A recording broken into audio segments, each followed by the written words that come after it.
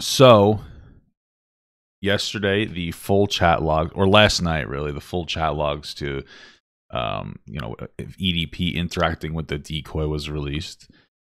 It was 2 hours long. I watched it as it came out. I think it started at like 10 p.m. I watched as it came out. It was exhausting to listen to. It was a lot. It was really loaded. And I'm saying it was exhausted for me and the chat who watched it live.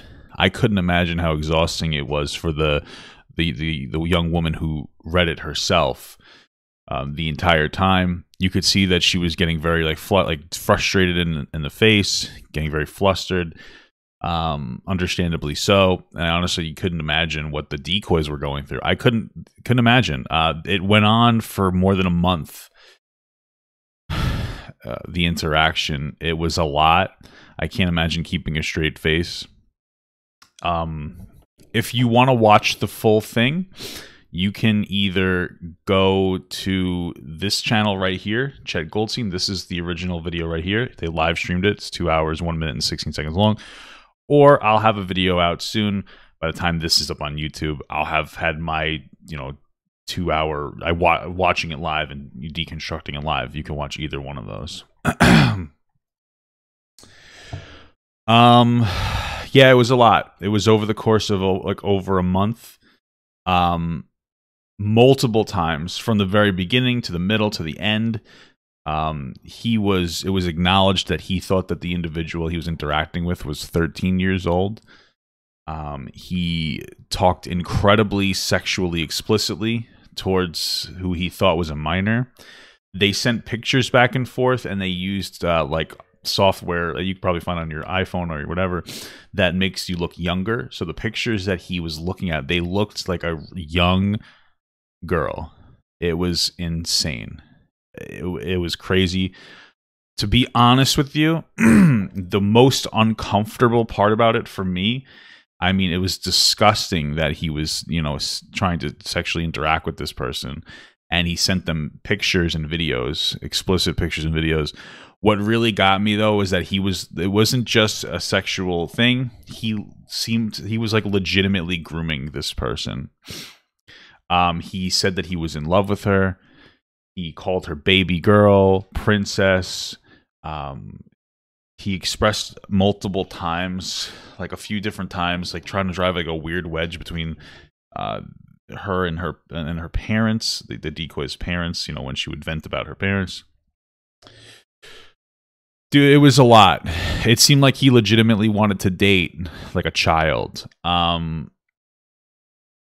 It almost felt methodical in nature. There were times where he would message her and he would be like, "Oh, we should meet up and just hug." And then as the comfort level went up, that went from just hugging to, hugging and nibbling, in his words, on her ear or on her neck. And then that inevitably got to engaging in intercourse as she became more comfortable. There were multiple times where he had blocked them and then unblocked them. So, which leads me to believe that EDP has been doing this with other people, because as he would block them, it was due to being nervous, and maybe getting caught with somebody else. That may overlap with him getting caught in it getting speculated on. I'm not sure if that time frame overlaps with the last time he was caught. But who knows? The only silver lining was that when he did actually meet up with the person, it wasn't a kid. When he met up with them, he acknowledged that he knew or he thought the person was 13. And he was like, "Yeah, I should probably go to jail." It's just crazy. What's interesting is, yeah, there were times where he was very nervous. He seemed very focused on the fact that he would get caught, and not on the fact that he was effectively ruining a child's life if it was an actual child. I mean, honestly, there's no way.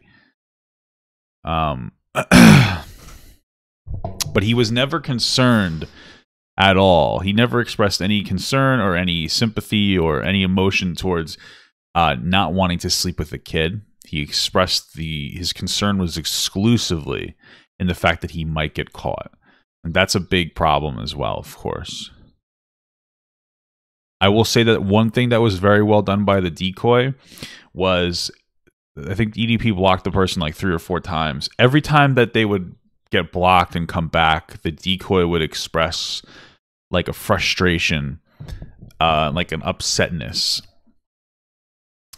of like, oh, you left me, I feel bad. And the reason I think that worked out really well is because the last time when they were trying to meet up, EDP was like, oh, I don't think I want to meet up, blah, blah, blah. And the person was like, oh, well, you're going to hurt me again if you do that. And kind of did like hit him with a little bit of, you know, a little bit of guilt, which is a good thing because up until that point, EDP literally sent pictures and really explicit messages to somebody he thought was a 13-year-old.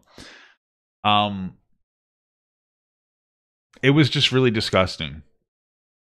I genuinely wouldn't recommend that you look this video up or watch it. It was really gross. It was really hard to watch. It was just a really negative experience. And like I said, I you know, I feel bad for the people, the decoys. It's really gross. It is a really gross. It's like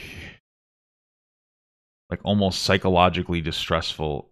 I honestly, I don't know how. Really, my question is, I wonder how the decoy feels. But let me just give you like a little example of the person he thought he was talking to. Okay. So this picture right here, this is the edited version of the picture. This is an adult, but they edited it to look like a child, just for context, like there were no children harmed. He was attracted to this. So a 30-year-old man was attracted to a 13-year-old. Like, this looks like a kid.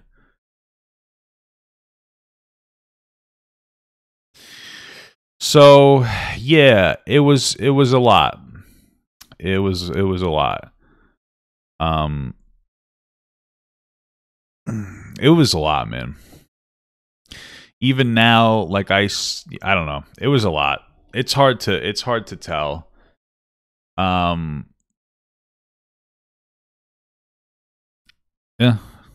Again, I wouldn't recommend you watching this.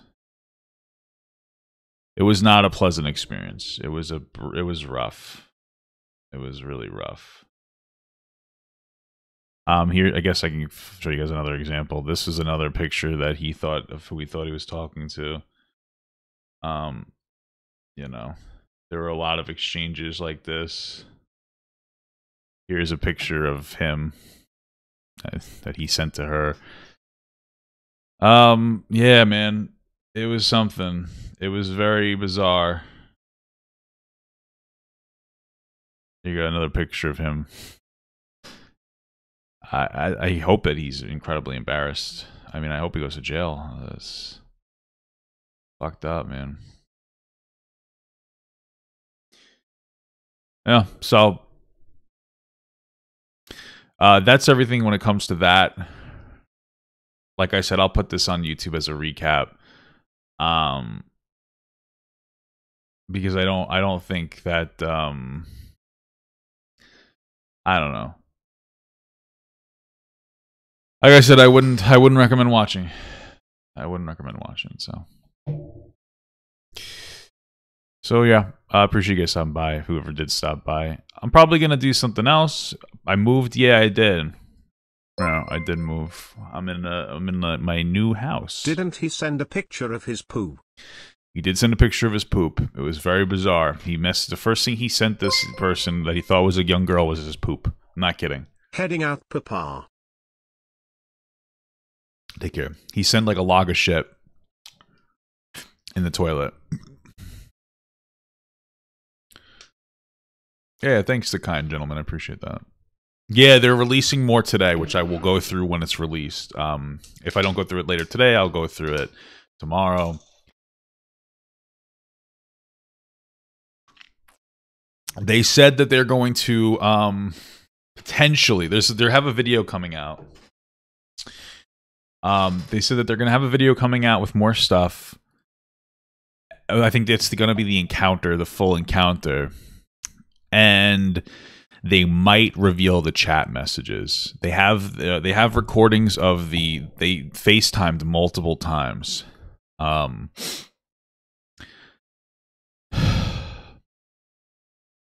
You know, they FaceTime multiple times, but they don't know. They're waiting. They want to see if the decoy is up to it, to like actually have it released, you know, because like that's a lot.